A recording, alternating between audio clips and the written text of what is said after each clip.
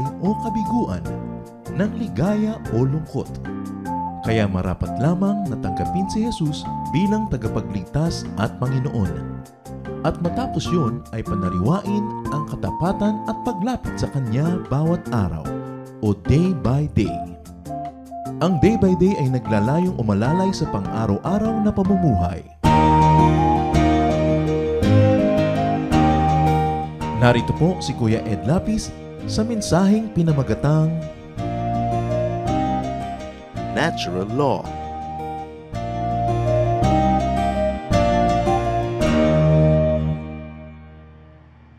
Romans 1:20. God's eternal power and character cannot be seen. But from the beginning of creation, God has shown what these are like by all He has made. Hindi nakikita ang kapangyarihan ng Diyos, hindi nakikita ang Diyos, pero sa simula pa lang ng paglikha, nagparamdam na at nagpakita ang Diyos sa pamamagitan ng Kanyang mga nilikha. Ang Diyos na di nakikita ay maaaring makita o mabanaag sa pamamagitan ng Kanyang nilikha. Ang ating pag-aaral, pinamagitan natin natural law. Mga batas ng kalikasan, mga batas na likas. Natural law is grossly ignored. It is grossly misunderstood, even demonized. But natural law was written by God. Therefore, it is the purest of laws and it should rule creation. Dapat maunawa ng lahat ng naghahanap at sumusunod sa Diyos. Ama namin, salamat po dahil maaari naming mabanaag, makilala, makita kayo sa pamamagitan ng mga nilikha nyo sa aming paligid at sa mga batas na umiiral at nagpapairal sa inyong nilikha. Buksan nyo po ang aming isip. Papagliwanagin nyo ang aming kalooban at nang makita namin ang gusto nyong pagpapakilala sa inyong sarili sa pamamagitan ng inyong creation o nilikha. Give us enlightenment. Give us wisdom.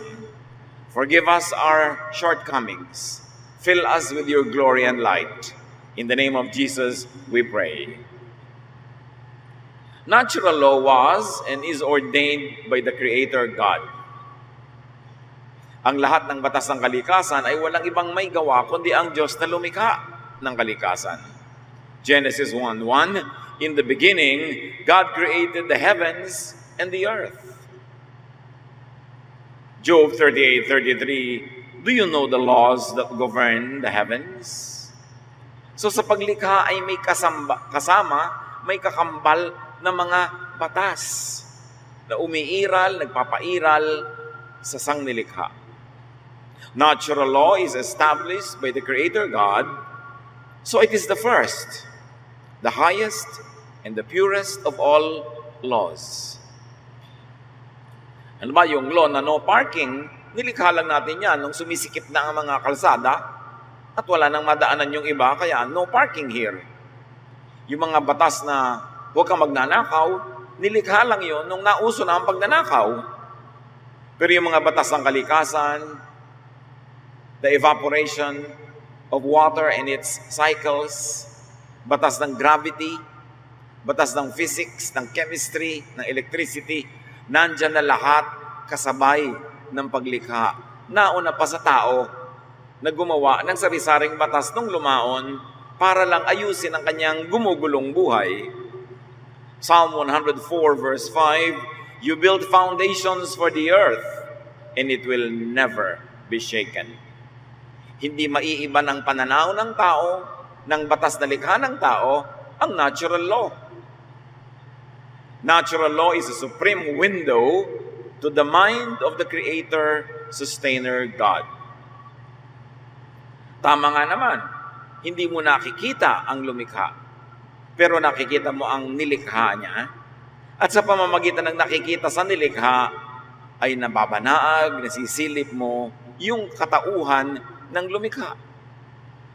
Kaya ulitin natin ng Romans 1:20, God's eternal power and character cannot be seen. But From the beginning of creation, God has shown what these are like by all He has made. Hindi mo nakikita ang mukha ng Diyos, pero pag tumitingin ka sa bulaklak na bumubuka, ay para mong nakikita ang isang bahagi ng kanyang mukha. Hindi mo nadidinig ang tinig ng Diyos, pero pag nadidinig mo ang patak ng ulan, ang kulog, ang pagtunog ng alon o ng hangin, ay para bang nababanaag mo rin ang kanyang anas, ang kanyang bulong, ang kanyang tinig.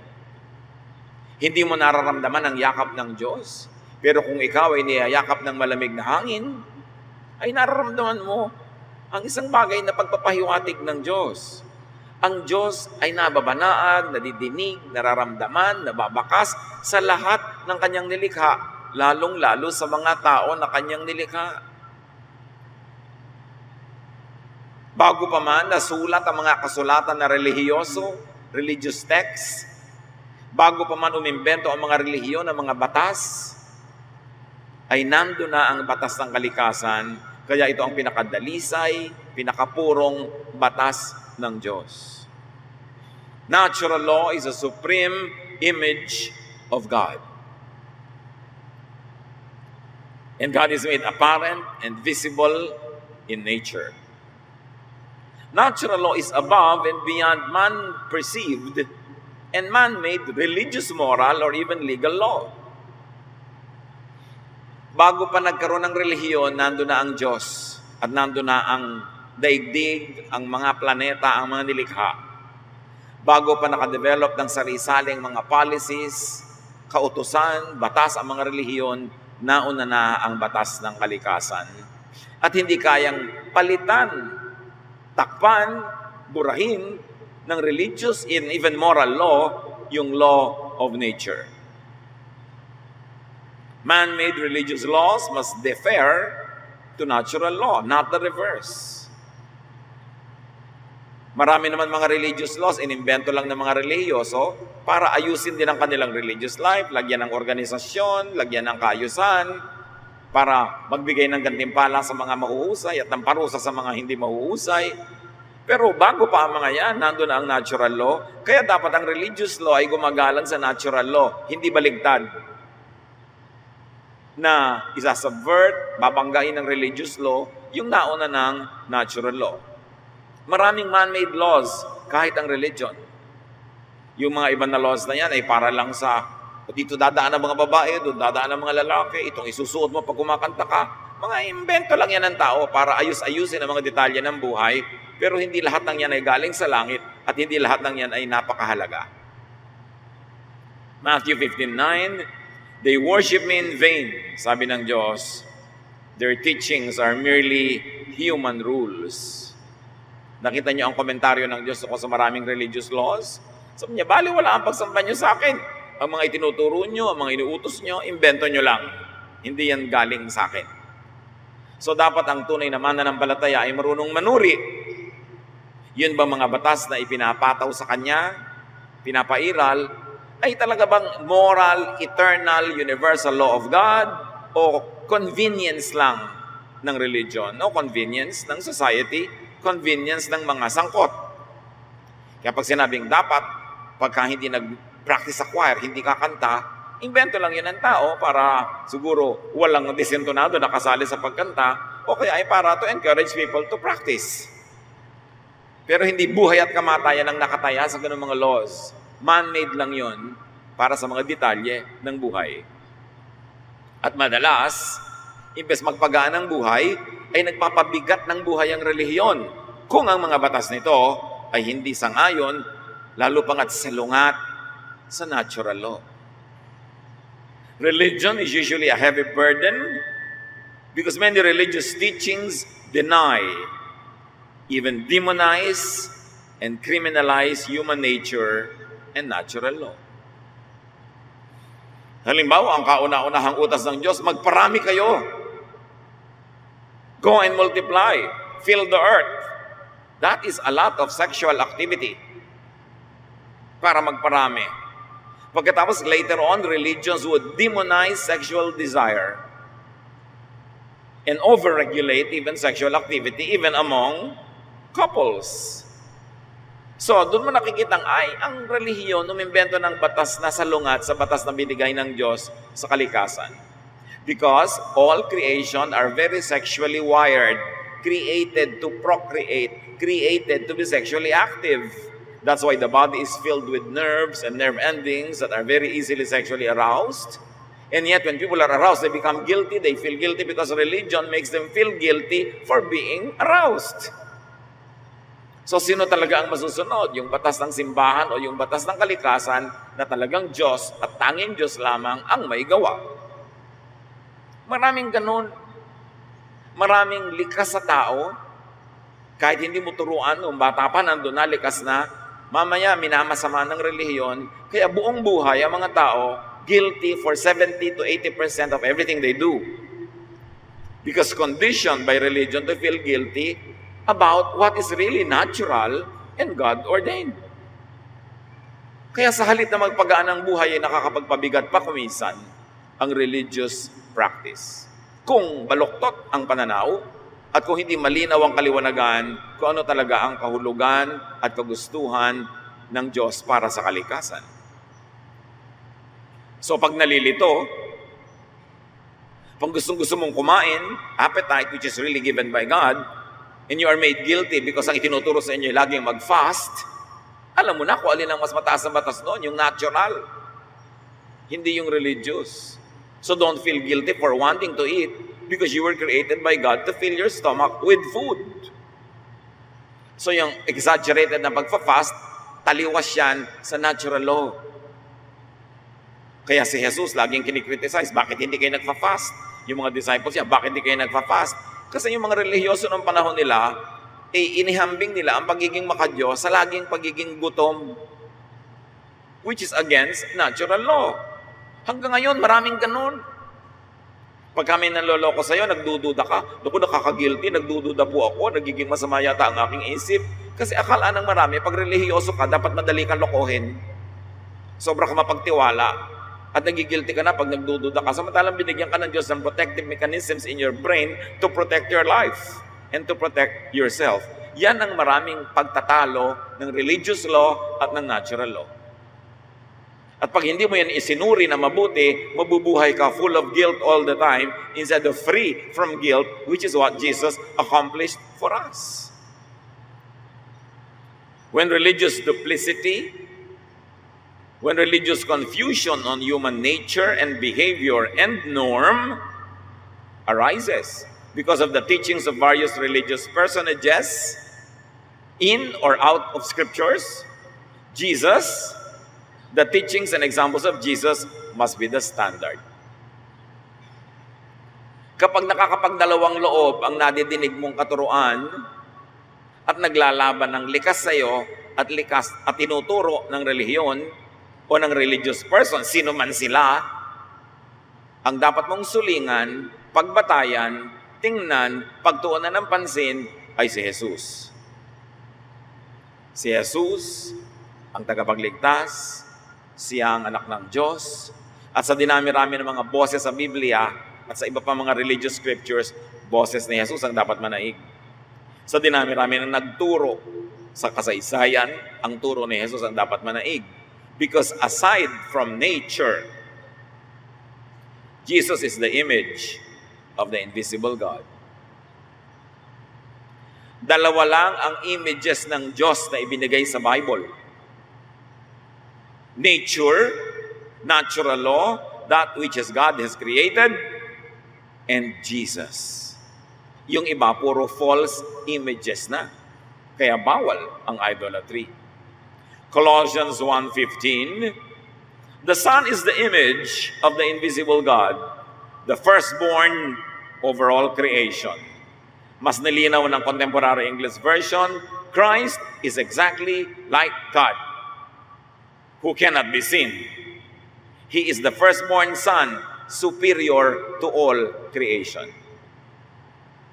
Therefore, ipinakilala ang Diyos ng kalikasan at ipinakilala din ni Jesus na wangis ng Diyos ang Diyos. Pero si Jesus ang pinakamataas sa lahat, kaya mas mataas pa rin siya kahit sa kalikasan. So kung nalilito ka, aling batas ang paiiralin ko sa aking buhay? Ang batas ng simbahan o ang batas ng nature? Alam mo na nature dapat ang mas malinaw. At alin ang paiiralin ko sa aking buhay? Batas ng simbahan, batas ng nature, batas ng mga propeta, batas ng kung sino-sino, o batas ni Jesus? Alam mo na batas ni Jesus ang dapat mangibabaw because Jesus is the image of the invisible God. He is exactly like God, who cannot be seen, but thanks to God, He allowed us to see Him through Jesus, who could be seen, who could be heard, who could be touched, who could be understood. In other words, the teachings of Jesus supersede, pinangingibabawan, supplant, pinapalitan, replace, revise, inaayos, all teachings of all other teachers.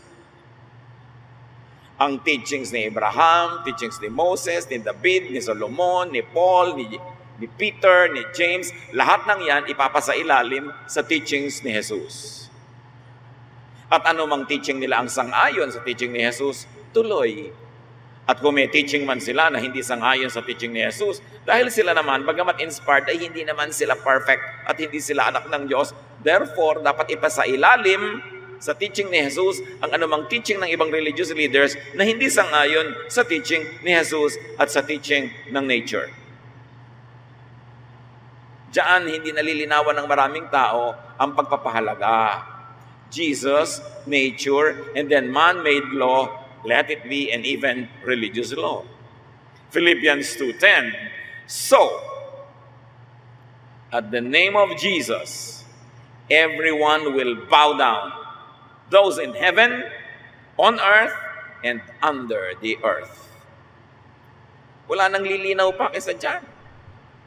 Sino mang nasa langit, nasa lupa, at nasa ilalim ng lupa, lahat ng kanilang sinasabi, pinaniniwalaan, itinuturo, ay ipapasailalim kay Jesus. Kaya ang dapat minamaster talaga, teachings ni Jesus. At dapat malaman mong ihambing ang teachings niya sa teachings ng iba kasi hindi laging pareho. At sa teachings ni Jesus, hindi ka maaapi, hindi ka makakawawa, hindi ka ma-oppress because Jesus came to set people free precisely from the oppression of needless, man-made, invented religious law. And sometimes those needless, man-made, invented religious laws even go against natural law. So parang sinasabi sa iyo, tao ka, huwag ka maging tao. Dapat anghel ka. Ganito ang nadarama ng tao. Dapat hindi mo nadarama yan. So puro ka guilt. Kaya maraming religious people nagiging pasyente ng psychiatrists. At maraming religious leaders. Actually, si psychiatrists. Kasi nahahati ang loob dun sa totoo, sa likas, o doon sa ina-expect ng religion, kaya marami sa religion, hypocrites. Hindi totoo. Pakitang tao dahil yun ang inaasahan ng relihiyon. At pag naging totoo sila, sila ipaparusahan. At pag nagpanggap sila, sila igantimpalaan. Pero sa loob, hati.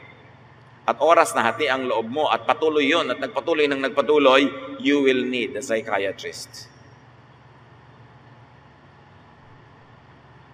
Let the kindness of God through Jesus cancel unkind and cruel teachings of other preachers. Teachings that reject, demonize, criminalize God-given, God-created, personal, human nature. Ang buong kabutihan ng Diyos ay ipinahayag niya sa pamamagitan ni Jesus. Sabi sa John chapter 1, all the things that could be known about God and all His kindness were all revealed through His Son, Jesus. So dapat ang kabutihan ng Diyos pang-cancel sa mga hindi kabutihan at hindi makagandahan at hindi kaluwagan na turo ng iba mang mga religious leaders na sumasalungat sa totoo, sa likas, sa personal na pagkatao ng bawat nilalang. Because such teachings only make people reject others and hate their own selves. Oras na nangre-reject ka ng iba at namumuhi ka sa iyong sarili, ibig sabihin pinaghaharian ka ng religious law that goes against what is natural in others and what is natural in you. Therefore, the result is judgmentalism, hypocrisy, judgment of self and of others. Na laban si Jesus sa ganyang mga asal. Kaya ang sabi niya sa mga religious leaders, naturo-turo ng bawal, na actually sa pagbabawal nila ay para na rin ang pinagbawalan ng taong mabuhay, maging totoo at maging natural. Sabi ni Jesus, Matthew 23:4, they pile heavy burdens, and those are religious burdens. They pile heavy burdens on people's shoulders and won't lift a finger to help. Oras na naturuan ka ng ganitong mga Pariseo, pabibigatin niya ang iyong pasan-pasan, pasisikipin ang iyong dibdib, pahihirapan ang iyong loob, buti pa hindi mo na lang sila nadinig. Natural law always prevails. Kaya yung mga iba, ang tagal-tagal ko na po nagba-Bible study, ang tagal-tagal ko na po nagsisimba, ang tagal-tagal ko na po nag-church, bakit po kaya garin pa rin ako? Baka yan ang natural mo Lagi yung magwawagi. Mabuti pa, matuto kang mabuhay to live at peace with yourself. Kesa lagi mong nire-reject ang sarili mo, nakamatayan mo na ang self-rejection, hindi pa rin nangyari yung drawing na gustong mangyari ng mga religious leaders tungkol sa iyong buhay. Kasi kahit sa kanilang buhay, hindi naman yun nagaganap. Drawing lang yun. Kaya nung ipinipilit ng mga conservatives yung kanilang mga religious policies doon sa mga bagong mananampalataya na ni hindi Hudyo, sabi ng isang matalino nilang kasama, nasa Book of Acts, why are we going to pile on the shoulders of the new believers the burdens that we nor our ancestors were able to bear? Bakit ipapamana pa natin sa mga bagong mananampalataya ang mga katuroang ni tayo, ni ang ating mga ninuno, hindi naman talaga napangatawanan? Bubuo na naman tayo at lilikha ng isang henerasyon ng mga mapagpanggap, mapagkunwari, dahil lahat tayo mapagkunwari, hindi naman talaga natin nasusunod ito mga drawing natin. There's a great difference between God's natural law and a lot of religious laws. Genesis 8:22, ang magwawagi talaga ang creation. As long as the earth remains, there will be planting and harvest, cold and heat, winter and summer, day and night. Ibig sabihin lang, yung unang itinakda, hindi mapapalitan anuman ang isipin o ituro ng mga saling lahi. And except in what believers call miracles, and miracle is the bypassing and alteration and reversal of natural law, except in those cases, natural law will always prevail. Ang isang barkong punong-puno ng mga banal na mga misyonero, lulubog din at malulunod din silang lahat because of buoyancy, the laws of buoyancy, the laws of gravity. Kung ang kanilang sasakyang dagat ay may butas o ayaw umandar o ang center of gravity ay tumiwarik o natabunan sila ng alon, kahit gaano sila kabanal, kakainin sila ng pating. Paminsan-minsan may mga himala. Yun ang reversal of natural law, cancellation of natural law. But that is not normal. And that should not always be expected. Kaya kung minsan nagtataka ka, bakit po ang daming mga missionary na sunog yung hotel, namatay silang lahat? Di po ba makadiyos sila? May mga batas ang nature. May apoy, dapat ka makalabas. Walang fire escape, hindi mo alam kung saan yung fire escape. Nasunog ka, kahit kadasal ng dasal. Bakit po yung isang yun, missionary, nahahawa po ng sakit ng kanyang mga tinuturoang mga tao? At namatay siya, samantalang gumagawa siya ng gawain ng Diyos. Natural. May natural law, ang infection, ang mikrobyo. Hindi exempted ang mga missionary dyan. Bakit po siya, pinagdadasal namin siya, namatay pa rin. Abay, kaya pag lahat na pinagdarasal mo, hindi namamatay, di walang namatay. Marami tayong mga drawing tungkol sa Diyos, mga drawing tungkol sa mga laws na binulag kasi tayo ng mga baluktot na religious teachings. Kaya sari-sari ang inaasahan natin at pag hindi na ibigay ng Diyos, nagtatampo tayo sa Diyos. Samantala ang dapat nating sisihin ay yung maling turo na pinaasa tayo sa hindi naman pala dapat asahan. Dapat ang itinuturo sa iyo, may ubo ka, matulog ka ng mahaba, kumain ka ng masustansya para lumakas ang resistensya mo. Ngayon, kung gusto mo magdasal, di magdasal ka. Pero kahit anong dasal lang gawin mo dyan, hindi ka kakain, hindi ka magpapahinga, uubuhin ka pa rin. Tapos magtatampo ka sa Diyos. Sino bang gumawa ng mga kalikasan? Ng mga batas ng kalikasan? Even the law of infection and the avoidance of infection. Di ba Diyos din? So kung ginagalang mo ang Diyos, igalang mo ang natural law. Don't ask God to always break His natural law and create a miracle for you. No natural law. Know how nature operates. You should know biology, chemistry. You should know physics. You should know the sciences. Because the sciences only reveal to us the mechanics and methods of God who created everything. Hindi ko mo naintindihan ng science how creation works at cellular level. Ibig sabihin wala ng Diyos. Pag naintindihan mo kung paano umaandar ang creation, lalo mong dapat malaman na may creator. Pag naintindihan mo kung paano umaandar ang relo, dapat mong malaman na may gumawa ng relo, hindi yun aksidente. Pag naintindihan mo how blood coagulates, pag nahiwa ka, bakit naampat ang dugo, edi alam mo na ang dapat mong gawin para maampat yan. Nando na yun. Ang scientific law, ang natural law, ay holy law because they were made by the Holy God.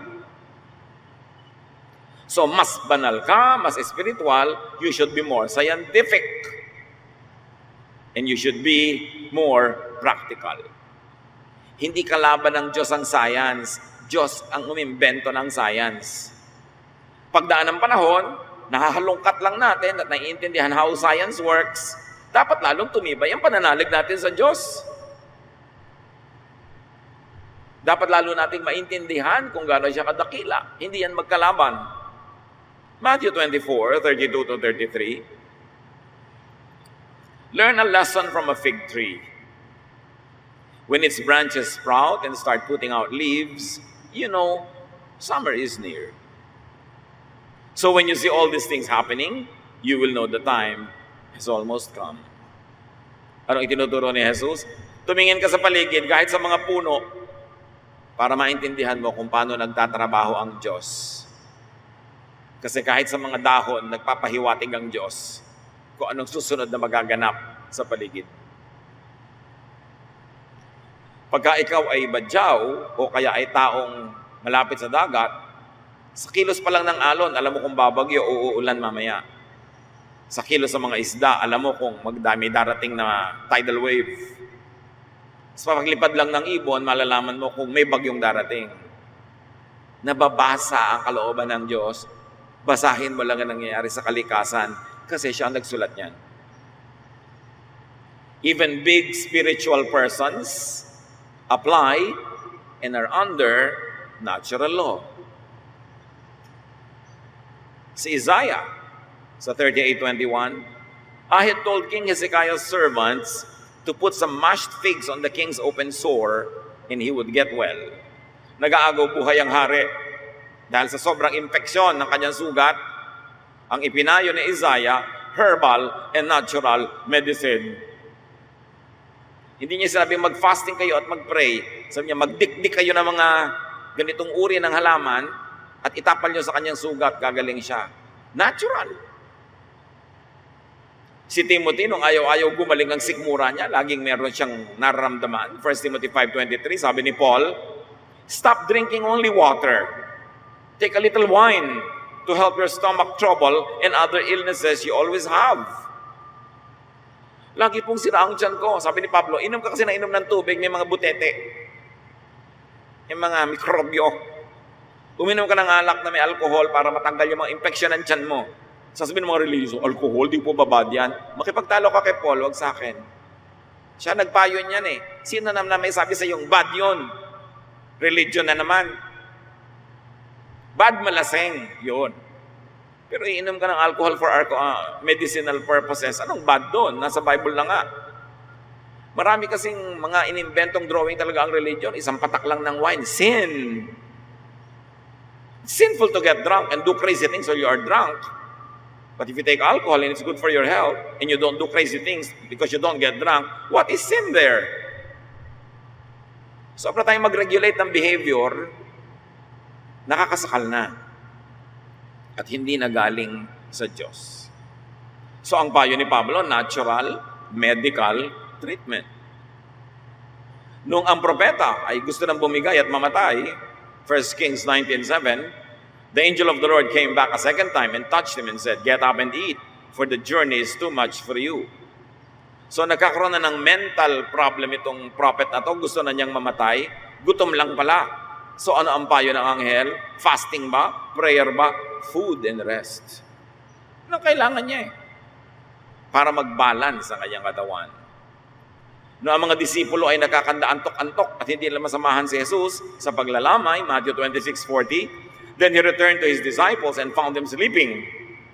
Jesus said, "Couldn't you men keep watch with me for 1 hour?" He asked Peter. Hindi naman niya talaga pinagalitan. Sabi lang niya, talaga bang hindi niyo mapigil ang inyong antok kahit isang oras? Even Jesus recognizes human nature and human limits. Yung mga puyat, natural nakatulog. Pagkatapos mag-organize yung church ng overnight prayer vigil at mamasamain yung mga inaantok at nanunuwag ng katabi. Bakit ka pa aatin ng mga overnight prayer vigil kung antok na antok ka rin lang naman, magpapanggap ka lang na nakikinig, pero hindi naman talaga sinusuwag mo na nga yung likod ng mga nasa tabi mo, matulog ka na lang. Godly activity din yun, kasi Diyos din ang umimbento ng antok para ka makatulog at nang maipahinga mo ang iyong katawan. Matthew 26:41, sabi ni Jesus, "The spirit is willing, but the flesh is weak." Even he recognizes that physical nature could win over spiritual intent. God remembers that we are dust. So you too must remember that you are dust, and you must remember that other people like you are also dust. Don't over-expect. Huwag nating sakalin, pahirapan ang tao at ang ating kapwa at sarili sa mga expectation na hindi natural at hindi pwedeng mangyari. Because God is the author of natural law, He's the author of science. Science could be God's most reliable and last prophet. Ang tunay na maka-Diyos, hindi kontra science. Science ang lalong magpapahayag sa atin ng kadakilaan ng Diyos. Through electron microscopes, we see how God works in the minutest of details. Through telescopes, we are able to peep into the vastness of God's creation.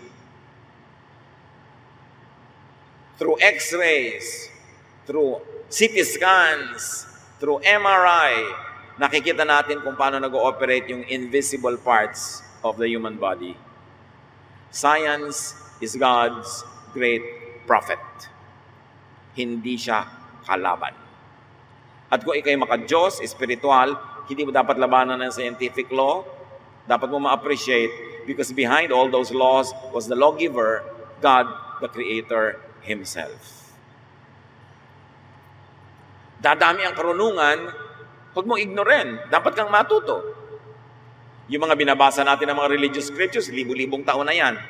Ang dami nang nangyari between then and now. Wala nga namang ignoren mo lahat ang nangyari. Itapon mo sa basurahan lahat ang nalaman ng tao. At ipipilit mo yung old-fashioned interpretation, samantalang ang dami-dami mo nang nadagdag na kaalaman. Daniel 12:4, isang propesiya pagdating ng panahon, "But you, Daniel, roll up and seal the words of the scroll until the time of the end. Many will go here and there to increase knowledge." In other words, hindi mo dapat baliwalain ang mga nadadagdag na karunungan mula nung isinara na ang libro. Ipinasara kay Daniel. Pero sabi niya, maraming madadagdag na kaalaman sa tao. Knowledge-based orientation, mind-based orientation is natural and therefore part of natural law.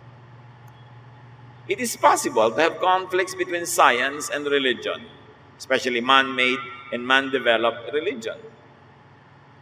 But there should be no conflict between science or natural law and God. Because God is the author and creator of nature. Maaaring maraming hidwaan ang relihiyon at siyensya, pero walang hidwaan ang Diyos at ang siyensya. Kasi ang siyensya ay likha ng Diyos. Ang relihiyon ay likha ng tao. Maaaring nagsimula sa revelation ng Diyos, pero maraming idinagdag ang tao over time, kaya hindi mo na malaman kung yung turo ngayon ay Diyos ang nagbigay o dagdag lang ng mga tao sa pagdaan ng panahon. Science, more than man-developed doctrines, could reveal and reflect God's truth. Si Galileo, noong napakatagal ng panahon, 350 years ago, more than 350 years ago, nag-observe siya at sinabi niya that the earth is a sphere. Bilog daw ang mundo. Ang paniniwala ng mga tao noon, lalo ng mga relihiyoso, ang mundo ay flat. Kaya natatakot silang sumakay sa mga barko at maglayag na maglayag dahil baka dumating sila sa gilid, sa dulo, malaglag sila at sa ilalim may malaking dambuhala na sila ikakainin. Yan ang paniniwala nila. Kaya malaking leap of faith ang ginawa ni Magellan na naglayag sa dagat na hindi niya alam kung saan patungo. Kasi iniisip nila noon, flat ang mundo. At kahit sa Biblia, sa relihiyon, sinasabing, the sun will rise, the sun will set, therefore the earth is thought to be flat, and that the sun revolves around the earth. Nung itinuro ni Galileo that the earth is a sphere, and it's actually the earth that revolves around the sun, not the sun revolving around the earth, therefore the sun does not rise or does not set, which is not equal to what the Bible verses say, sunrise, sunset, tinawag ang kanyang katuruan na heresy, kalapastanganan sa Diyos. We should note, brothers and sisters, that while we appreciate the general message of Scripture, Bible writers wrote from their perspective, from their context. Bible writers wrote from the knowledge available to them in their time. Kaya sa kanila, sunrise, sunset. Interpretation nila yon ang nakikita nila. The church taught literal reading and literal infallibility of the Scriptures. Yan ang pananaw at paninindigan ng simbahan, that there should be literary infallibility of the Scriptures. At ang pagbasa, lahat literal. And the church punished people who believed otherwise. So in 1633, the church investigated, tried, and found Galileo vehemently suspect of heresy. They forced him to recant. Ipinabawi ang kanyang katuruan at siya inaresto, and he lived under house arrest until he died a lonely death. Meanwhile, 350 years later, enlightened by science, in 1992, the Roman Catholic Church apologized for its verdict against Galileo and apologized more than 350 years later. Sabi ng simbahan, ay, tama si Galileo, bilog ang earth, hindi flat, the sun does not rise or does not set. So, sorry na lang. Pero kulang na lang, pinatay nila yung tao nung araw sa pag-iisip. Kahit ngayon, mag-isip ka ng medyo lihis sa official religious stand ng marami, evil ka, heretic ka. But science is God's handmaiden, not an enemy. So respect, submit to natural law. Do what is natural and practical. Because the author of natural law cannot be the same author of religious law that goes against natural law. Pag may dalawang magkabaligtad, natural law, religious law, alam naman parehong Diyos ang may gawa nun, kontrahin niya sarili niya.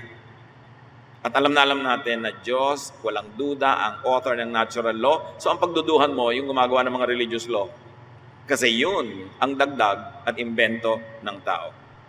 Do not oppress people with moral or religious laws that oppose natural law. That would be most unnatural, impossible, and oppressive. Pag sobrang relihiyoso, kahit nga mag-asawa, naku, ayaw pa maging liberal sa kanilang romantic life, sa kanilang intimate life. Kasi sabi na, di po ba, bawal yun, masama yun. Dapat ang lahat ng mga pita ng laman Sister naman, nag-asawa na nga kayo, papita-pita ka pa dyan. Ano gusto mo? Magtimpi ka ng magtimpi hanggang sumakit ang ulo mo. Sumakit ang puson mo. Pagkatapos mamatay ka na sa katandaan, nagsisisi ka, hindi mo nagawa ang gusto mong gawin. Kasi timpi ka ng timpi. Turo kasi ng religious leaders. You should review, redefine and refine religious law by and with science, with knowledge. 1 Corinthians 13, 9-10, si Pablo na ang may sabi, we don't know everything, and our prophecies are not complete, meaning not perfect. But what is perfect will someday appear. Sabi niya, mga propeta kami, mga disipulo kami, pero hindi namin alam lahat. Ang aming mga sinasabi, ang aming mga katuruan, incomplete, imperfect. Pero balang araw, dadami ang karunungan, magkakaroon ng kaliwanagan, and perfection will appear. Pero sa panahon namin na ngayon, na nagsusulat, nagtuturo, hindi kami perfect. Ang turo namin hindi perfect. Siya na mismo may sabi. And what is perfect, imperfect, sabi ni Paul, will then disappear. So the imperfect will disappear when the perfect comes. Ignorance should disappear when the light comes. Mistake should come when correctness comes. Habakkuk 2:14. For the earth will be filled with the knowledge of the glory of the Lord as the waters cover the sea. Naka-future tense nung sinulat. Kinikilala nila na sa panahon nila, marami pa silang hindi alam. Sabi nila, mapupuno ang mundo ever increasingly with the knowledge of the glory of the Lord. We cannot ignore the growth of knowledge since those ancient times up to now. We should not pretend na walang nadagdag sa kaalaman ng sangkatauhan mula noon hanggang ngayon. At dapat nating kilalanin, pakinabangan, ang mga karunungang nadadagdag sa karanasan ng sangkatauhan. Knowledge and understanding grows and must be considered and used in understanding God, the perfect one, and in understanding natural law. And because nature was made by God, and natural law was created by God, believers should preserve, protect, nourish, and develop nature. Napaka-importante. Ang mga tunay na mananampalataya must preserve, protect, nourish, and develop nature. Part dapat ng activities sa mga tunay na mananampalataya, nag-iingat ng kalikasan, naglilinis sa mga ilog, nagtatanim ng mga puno, nagbabawas ng pollution. Dahil lahat yan, Diyos ang may gawa, dapat nating alagaan. Do you know the first commandment? Many people don't know what the first commandment is. Akala nila, alam nila na nasa 10 commandments. No. Before the 10 commandments, before religion, before Moses, meron ang first commandment. Genesis 1:28. God gave them His blessing and said, meaning Adam and Eve, have a lot of children. That was the first commandment. Have a lot of children. Fill the earth with people and bring it under your control. Bring it under your management. Rule over the fish of the ocean, the birds in the sky, and every animal on the earth. Yan ang magkakambal na first commandment. Take care of creation. And pag have a lot of children, that's a lot of sexual activity. Kaya ang tao nilikha na maraming masyadong orientation that are amorous, that are desirous of physical intimacy. And yet religion demonizes these things. Samantalang Diyos mismo magutos. Kung walang sexual desire na kung napakahirap na trabaho, yung gumawa ng mga bata, walang gagawa niya kasi kakapagod. Kaya nilikha na meron siyang gratification, meron siyang reward. Because it's hard work. And you know that God had that in mind when God created you. Pagkatapos mamasamain. Yun ang sinasabi natin na religious law going against natural law. Alam niyo kung sino ang dapat magwagi. One of the best ways to honor God, the creator and sustainer of nature, is to respect nature. One of the best ways to worship God is to teach and obey natural law. Matthew 15:9, sabi ni Jesus, Nasabi ng Diyos, it is useless for you to worship me when you teach rules made up, invented by humans. So it is important to understand and separate and segregate the true laws of God and the laws created by man. Mga kapatid, know, observe, respect, and apply natural law in daily life. Yan ang challenge. Mag-observe ka araw-araw, kapatid, kung ano talaga ang laws of nature. Halimbawa, one law of nature, most mangungutangs don't pay. Di ba? Natural law yun.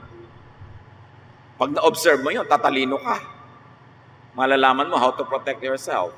Another law of nature, corollary to that, most mangungutangs nagkakaroon ng amnesia. Sabihin niyo sa akin hindi totoo. All you have to do is observe. Kaya mahalaga ang mga salawikain, ang mga bugtong, ang mga kasabihan. Kasi sa pag-observe ng mga ninuno natin, ng mga laws of life, nasabi nila in 2 sentences, ang napakatagal na bunga ng kanilang panunuri. Pag sinabi nilang putik din lang at putik, tawirin at ang malapit, may natural truth yon. Magpaikot-ikot ka man, mapapagod ka rin, ganun din ang ending. So iksian mo na lang. Law of nature, na-observe nila.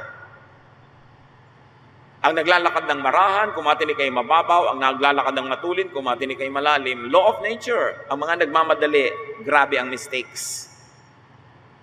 Yun ang sinasabi natin. May laws ang nature.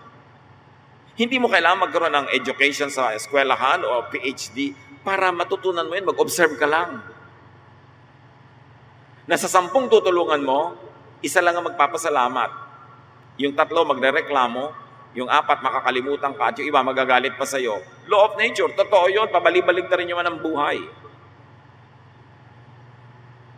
Kailangan nag-observe ka ng natural law in spite, in fact, because of spiritual faith. Isa pang law of nature, pag faithful ka talaga sa giving, sa tithing, abundant ka sa buhay. Totoo yun, observable, at pinapatunayan ng marami. Bakit kaya? Hindi natin alam why it works. Pero ibinigay naman na utos. Tapos hindi naman kung ibinigay na religious utos at inuulit-ulit ng simbahan, yun na nga yun. Tingnan mo kung nag-work talaga sa buhay mo. Dahil talagang lahat ng givers nagpapatotoo na sa mga pangangailangan nila, dumarating ang tugon ng Diyos. Law of nature. The law of giving. So know and observe human nature in dealing with others, in your own natural self and reality. One law of nature, people are really selfish. Kahit anong pambubulag sa iyo ng mga philosophies and religions, ang katotohanan ay people are selfish. Your children are selfish. Your parents could also be selfish, although they could be the most selfless people on earth. Yung kapatid mo, selfish yan. Asawa mo, selfish yan. Neighbor mo, selfish. Natural yan. Para pag-expectan mo sila na hindi magiging selfish, mabibigo ka lang, mabuti pa handa ka na lang kasi yun ang law of nature.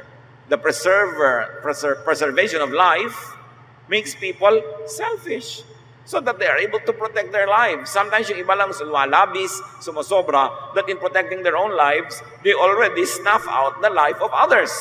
Kaya nagkakaroon ng mga batas para yung mga sobra ay magkaroon ng hangganan. Kaya maraming nabibigo sa pag-ibig. Ano ang law of nature? Huwag kang maniwala na magiging isa ka lang sa buhay niya. Lahat ng naniwala dyan, 90% nabigo. Kasi all you have to do is observe. Sabi mo, ikaw lang ang isa sa buhay ko. Today. Kasi pag hinanda mo yung sarili mo, darating ang panahon, titingin to sa iba, ma-attract din to sa iba, magkakamali rin to, tapos babalik din sa akin. Pag naintindihan mo yon, mababawasan yung pain ng life. Kesa umaasa-asa ka, di ba? Sabi mo. Sabi ko yun noon. Because people change. That's another law of nature. Hindi ko mo minahal ka no ikinasal kayo, lagi kang mamahalin. Hindi ko mo nangako sa'yo, natutupad lagi. All you have to do is look at the law of nature para mabawasan ang hapdi ng mga kahibangan na drawing na nasa ating utak. basic inborn human nature is determined, designated, and designed and created by God and must be respected as part of nature or natural law. Yung anak mo ayaw sa math, pinapantal. Pag nakakakita ng math, huwag mong pilitin. Natural law, yun ang likas. May anak ka mahilig sa arts, huwag mong pigilin. Yun ang likas. Huwag pigilin ang likas. Lalo't ko ang likas naman ay hindi nakakamatay sa iba at nakakasama sa iba. Kasi sisikilin mo, kokontrolin mo, pipilitin mo siyang magpanggap to go underground o kaya lumayo at lumaya sa iyo. Ganun lang ang nangyayari dyan eh. Di ba? Ganun lang yun. Hindi ba kayo nakakakita ng law of life? Na yung mga magulang na laging ipinipilit ang gusto nila sa anak nila, naglalayas lang yung anak. Hindi pa ba sapat ang nakita nating example sa buhay? Para makita natin, yes, may law of nature. Ang tao, parang ibon. Ibon may layang lumipad. Di ba? Kulungin mo at pumipiglas. So, sino mang kinukulong mo, nagpipiglas. Pag kinukulong mo boyfriend mo, magpipiglas. Kinukulong mo anak mo, magpipiglas. Huwag mo nalang kulungin. If you love something, sabi nga nila, set it free. If it comes back, it is yours. If it doesn't come back, it never was yours. So, nalaman mo na. Mas relax ka sa buhay. There are laws. At yung likas na tao, may likas na ugali. Bata pa lang ang liliit, nababanaag mo na ugali. Kahit magpasirko-sirko ka, lulunin mo lahat ng alambre sa mundo, hindi mo yun mapapalitan. Pag pinilit mo siyang palitan, lalayasan ka lang niya, magkalayo lang kayo, o magpapanggap lang siya. And you will not be free. Psalm 139:14-16, I praise you, God, because I am fearfully and wonderfully made by you. Your works are wonderful. I know that full well. My frame was not hidden from you when I was made in the secret place, when I was created, when I was conceived by my mother, when I was woven together in the depths of the earth. Your eyes saw my unformed body. All the days ordained for me were written in your book before one of them came to be. O Diyos na lumikha sa akin, alam ko, magaling ka, so magaling ang pagkakagawa mo sa akin. Kasi nabubuo pa lang ako sa sinapupunan ng aking ina, ikaw yung bumubuo sa akin. Alam mo kung paano ako nabuo, alam mo kung ano ang material that I am made of. And because you know what I am made of, you know what I'm capable of, you know my inclinations, therefore you already know what I will do in my life. Naka-ordain na yan. Pag hindi natin iginalang ang likas na pagkatao ng isang tao, ay hindi natin iginagalang yung kalooban ng Diyos na lumikha sa Kanya at ilalayo lang natin ang loob niya sa atin. We cannot and we do not change people. In another promise ng religion, join our church and you will change. Really? Yung mga nagbabago after retreat, 3 days lang yun. After 1 week, nagtutubuan na ulit yung mga sunga, yung mga kaliskis, yung mga kuko. Tapos sabi ko, 1 week na po natapos ang retreat, bumabalik na po dati kong ugali. Baka naman yan talaga mong ugali, hindi mo nalang tanggapin. Unless, gusto mo 100% of the time, nasa retreat ka. Talaga po. Kumustahin mo naman yung mga ugali nung nag-organize ng retreat, kung sila man nangyayari sa buhay nila, yung tinuturo ng retreat. Tigilan natin ang pagkukunwari. We are all projects under being developed. We are in progress. Nobody is perfect, nobody arrives. Kung sino man ang mukhang perfect dyan, kunwari lang yun. Knowing that nature sets you free. Kaya sabi ni Paul, gusto kong bumahid, di ko magawa. Bakit yung meron akong gustong gawing tama, yung mali ang nagagawa ko, ano kaya gagawin ko sa buhay ko? So all your life, you will deny it. Jesus teaches people to accept themselves and others. And that's where freedom is. And then to just keep on being the better version, the best version of your natural self. But you cannot be who you are not. Stop being what you are not. And get alive by starting with who and what you really are. People do not change. Meron pa, Diyos ko, baguhin mo po ang anak ko. Kung binabago ng Diyos ang tao, di kasalanan niya lahat yung hindi nabago. Dahil ba't yung iba, hindi niya binago? Yung pala naman, binabago niya ang tao.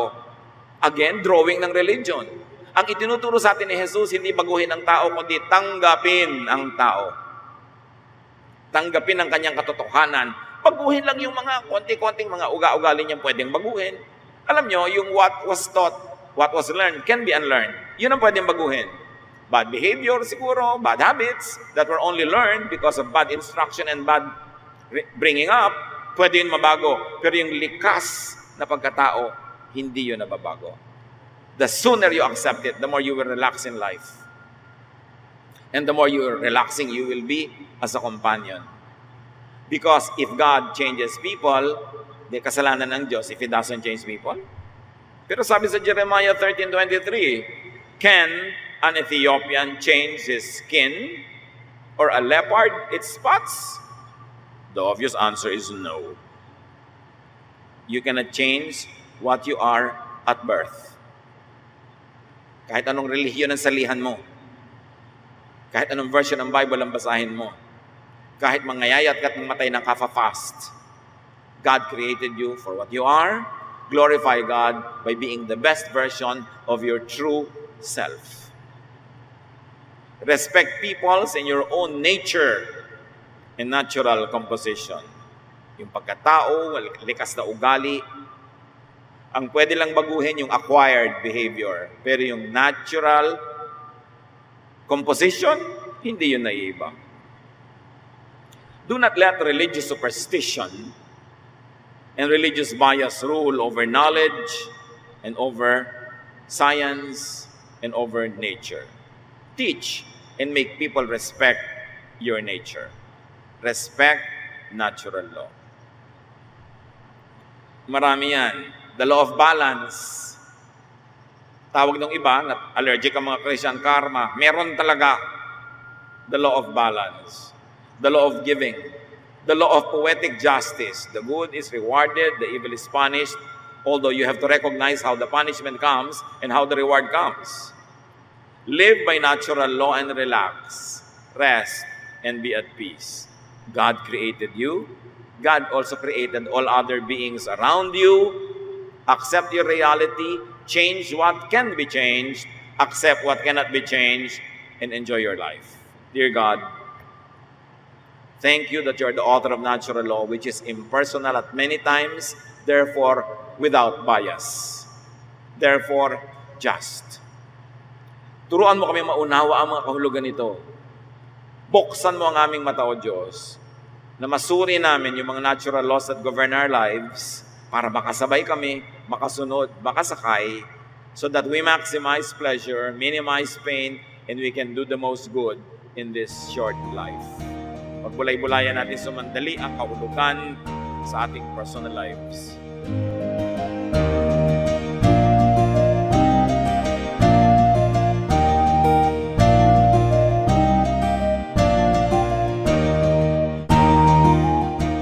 Ang katatapos pong mensahe ni Kuya Ed Lapis ay pinamagatang Natural Law.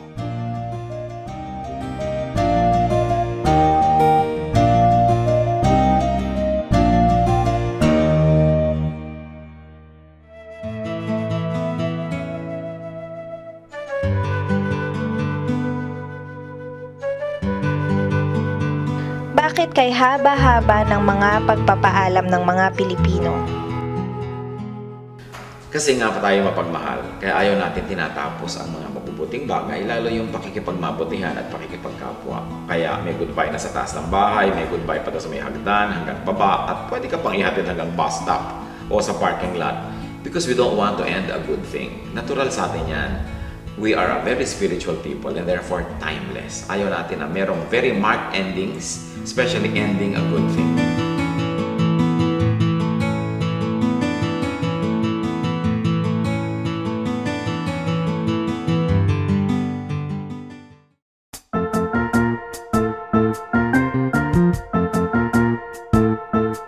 Oras na po para pansamantalang magpaalam ang programang Day by Day. Tayo po'y magsama-sama tuwing ika-6 hanggang ika-7 ng umaga, araw-araw. Magandang umaga po at mabuhay ang Panginoong Hesus!